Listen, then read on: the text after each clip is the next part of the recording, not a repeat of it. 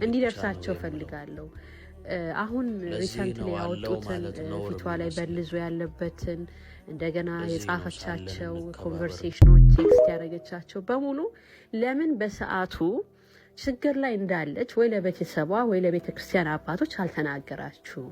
አሁን ከሞተች በኋላ ምን ያደርጋል? ሁሉ መረጃ ማለት ነው። ወንጀለኛን ለማስያዝ ልትጠቀሙበት ትችላላችሁ። ግን ያ ወንጀለኛውን ፍትህ በሌለበት ሀገር ላይ ነገ ተመልሶ ለሚፈታው ነገር ዝም ብሎ መድከም ነው ብዬ ነው ማስበው። ለምን ሀገሪቷ ላይ ፍትህ ከታጣ በጣም ሰንበት በት ብሏል። ብዙ እህቶቻችን እዚህ ጋር የምታዩዋቸውን አንዷ እንደውም በጣም በቅርብ ቀን በተክሊል ያገባች ኒውሊ ሜሪድ ብዙ ተስፋ ያላት ፊውቸር ያላት ልጅ በቤተ ክርስቲያን ህይወቷ እንኳን የተመሰከረላት በእንደዚህ አይነት ሁኔታ ህይወቷ ማለፏ በጣም ነው የሚያሳዝነው። እና ከእግዚአብሔር ውጪ ፍትህ ይሰጠን የለም። እህት ወንድሞቼ አትድከሙ። ምክንያቱም ዘመኑ በጣም ክፉ ነው። የክፋት ሁሉ ባለቤት ደግሞ ሰይጣን ነው። ለዛ ነው መጋለጥ አለባቸው፣ እርኩሳን መናፍስት መጋለጥ አለባቸው የምልበት ምክንያት ለምንድን ነው? በስውር የሚሰድሩት ስራ በአደባባይ መጋለጥ አለባቸው። እግዚአብሔር ደግሞ ያጋልጣቸዋል። እነዚህ ደም የጠማቸው የሰውን ህይወት የሚያፈሱ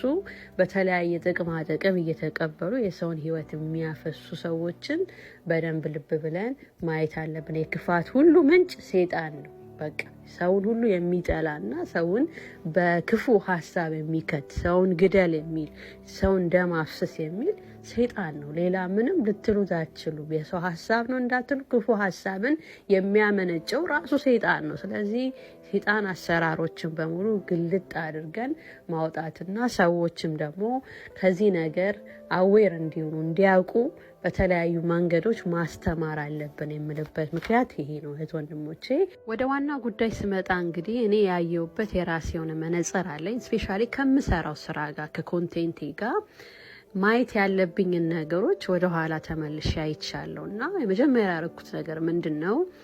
የቀነኒ ባለቤት የሆነው ዘፋኝ አንዱዓለም የሱ የዩቲዩብ ፔጅ አለው። እዛ ላይ የለቀቃቸውን ዘፈኖች ሪቪው ማድረግ ነበረብኝ እና ከመሞቷ ከአንድ ወር በፊት የተለቀቀ ማሬ የሚል ምን ነው መሰለኝ ትርጉሙ ባልሳሳት፣ እና ጓደኞቼም ደግሞ የተወሰነ የተረጎሙልኝ የቪዲዮ ሀሳብ ሁለት ባልና ሚስቶች በተለያየ መንገድ ላይ እንደሆኑና ሁለቱም የራሳቸውን መንገድ መምረጥ እንዳለባቸው ይሄ ነው ሀሳቡ፣ የቪዲዮ ሙሉ ሀሳብ ማለት ነው።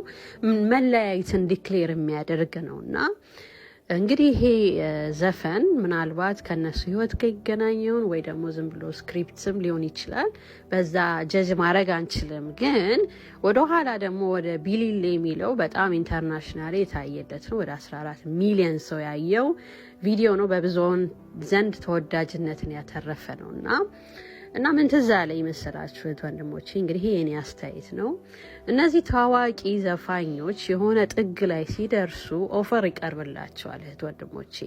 ይሄ ኦፈር ደግሞ ምንድነው? ከጨለማው ማህበረሰብ እንዲቀላቀሉ ነው። ሲቀላቀሉ ግን ዝም ብሎ መቀላቀል አይደለም። ይሄ የደም ቃል ኪዳን ነው። የደም ቃል ኪዳን ማለት አንደኛ ነፍሳቸውን ለሰይጣን መሸጥ፣ እንደተሸጠ ደግሞ ያው ሰይጣን ደግሞ ከነሱ የሚፈልገው ነገር አለ። ያ ምንድነው? የሚወዱትን ቤተሰብ ፋሚሊ ወይንም ጓደኛ መስዋዕት እንዲያደርጉ ይታዘዛሉ። ስለዚህ እነዚህ ዘፋኞች የሚወዳቸውን ቤተሰቦቻቸውን ሊሆን ይችላሉ ወይ ጓደኞቻቸውን አንዳቸውን ለሰይጣን ግብር ያደርጋሉ፣ ይገላሉ ማለት ነው። እና ለዚህ ምስክር እንዲሆናችሁ እስቲ ካኒዬ የተናገረውን ነገር ትንሽ ላሰማችሁ። እናቱን እንዴት ሳክሪፋይስ እንዳደረገ ማለት ነው በራሱ አንደበት። Here, my mama was sacrificed. Me too. You understand? Yeah, I'm pretty sure. Michael Jordan, what about him? His daddy, right? Bill Cosby, his son, right? Dr. Dre, his son.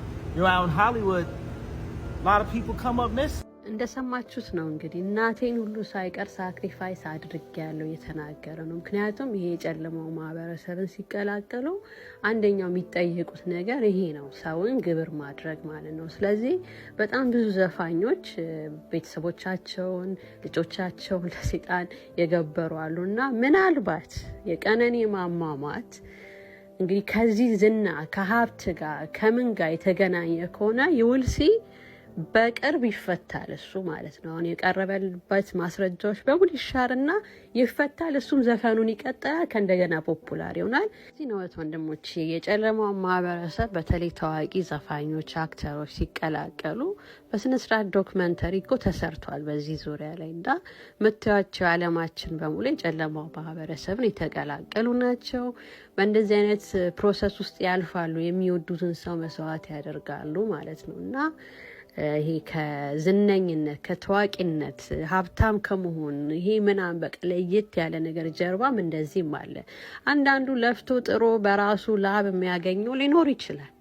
ሁሉንም እንደዚህ ነው እያልኩኝ አይደለም እህት ወንድሞቼ፣ ግን ይሄ በተለይ ለዘፋኞችና ወጣ ላሉ በጣም ብዙ ጊዜ ኦፈር ይቀርብላቸዋል እና በሌላ መነጽርም እንድታዩት ነው። ሊሆንም ላይሆንም ይችላል፣ ግን አይምሯችንን ሰፋ አድርገን በዚህም ወይ መመርመር አለብን ብዬ አስባለሁ። የተለያዩ መረጃዎች ከዚህ በኋላ ሊወጡ ይችላሉ። እህታችን ፍትህ ልታገኝም ላታገኝም ትችላለች። ግን አንድ ነገር ምለው ነገር ነፍሷን በአጸደ ገነት እግዚአብሔር ከጻድቃን ጋር አብሮ ያሳርፍልን እላለሁ። እንግዲህ ምን ይባላል፣ እህቶቻችን በሚያሳቅ ሁኔታ ህይወታቸው እያለፈብን ያለው። እንግዲህ ለሁሉም ማስተዋልን ይስጥ። በሌላ ቪዲዮ እንገናኛለን። መልካም ቀን ወይ መልካም ምሽት ይሆንላችሁ።